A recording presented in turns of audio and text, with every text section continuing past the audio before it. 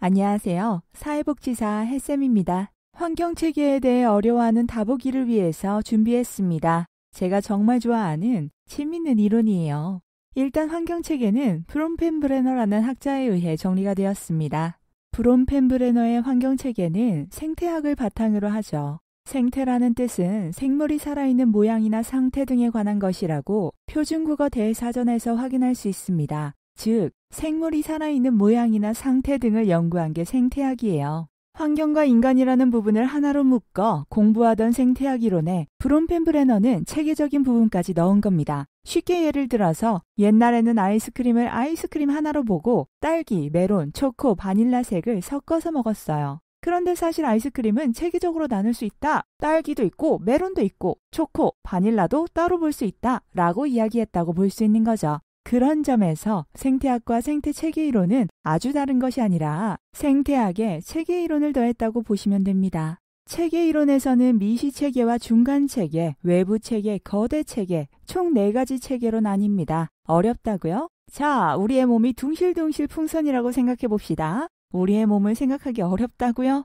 그럼 그냥 풍선 들고 있다고 생각하세요. 풍선이 클라이언트를 만납니다. 예를 들어 한 아이가 우울감에 빠지는 문제가 있어요. 그럼 그 아이에게 우울증 약을 처방하고 상담을 계속해 줍니다. 바로 옆에서 이 사람 하나를 볼 수 있다는 것, 상당히 가깝고 작은 체계인 미시체계입니다. 그런데 아이가 나아지질 않아요. 그래서 풍선을 조금 더 띄워봅니다. 흉, 풍선이 조금 더 날아서 보니까 아이를 키우는 부모가 보여요. 그리고 아이가 다니는 약간의 동선도 보이네요. 학교나 학원 같은 말이죠. 아이보다 조금 더 큰 구조가 가정, 학교, 학원 등 다양한 체계를 이루고 있네요. 보니까 상담받으러 올 때는 편안한 마음이 되는데 집에서는 성적으로 스트레스를 엄청 받고 있네요. 부모님께서 인지하지 못하시고 옆집 아이로 비교하거나 게임할 시간이 있냐며 쉬는 시간마다 뭐라고 하시네요. 학교에서는 친구들과 싸웠어요. 얼마나 우울할까요?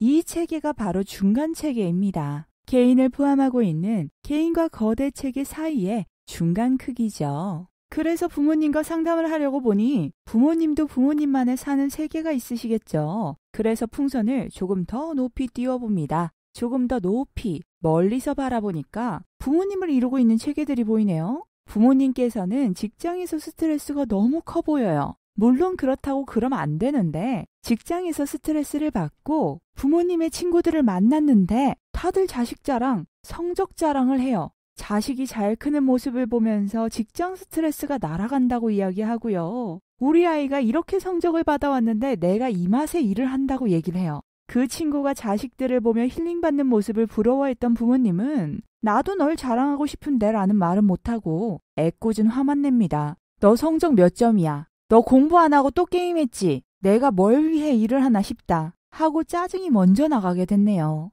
이게 외부 체계예요. 해당 클라이언트와 관련이 없는 외부인인데 좀 중요하게 영향을 줘. 그런 체계인 거죠.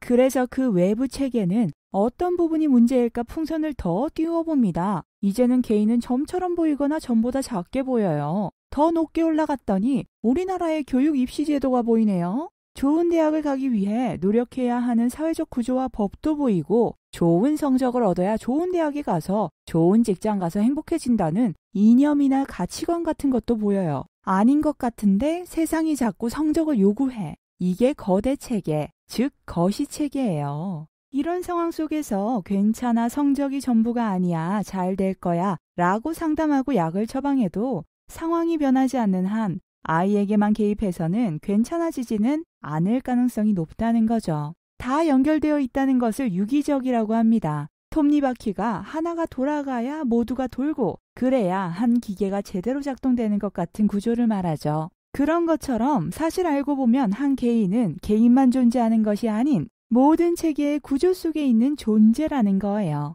즉 유기체로 보는 거죠. 그래서 이 유기적이란 표현이 생태체계 이론에서 주요 개념이 되는 겁니다. 그리고 스트레스를 받으면 개인의 생각이나 행동이 변하니 스트레스와 적응, 환경적인 부분도 주요 개념이 되는 겁니다. 위의 예시에 너무 몰입하신 건 아니죠? 다 그냥 제가 꾸며낸 예시예요. 돌아오세요, 레드선.